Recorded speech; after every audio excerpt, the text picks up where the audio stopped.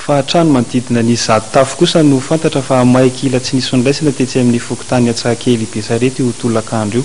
Araka ny fanazavana izay hita teny toerana moa dia trano azo ny akamaroan'ny hazo teny toerana ka izay mampinapitatra malaky ny afo. Andeha aro arahintsika ny fanazavana.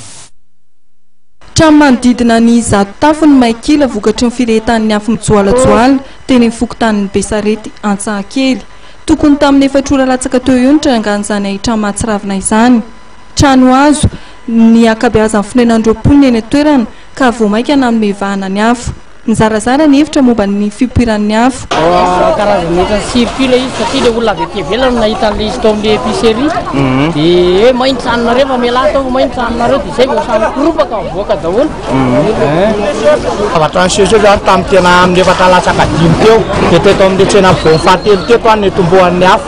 Tsena anankiray netombohan'io afo io tsy voavonjy.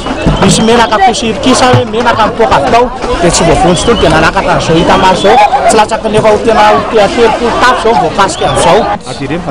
Nisy moto zany velomina dia nisy latsaka dia hitaka le ngeta le moto zany dia tsy voavitra tsony dia tonga dia hita talava be nakany.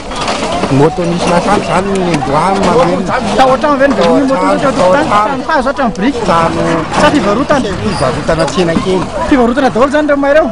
Ny fampitaterana tamin'ny sondrano teo amin'ny tatatra akaiky indrindra ahafahana mifehy afo mandrapatonga amin'ny mpamonjy vono.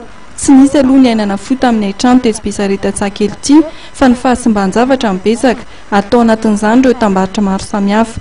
Notombanan'ny roatra bony ho amatapitrisany ny fampiantoka izy ireo.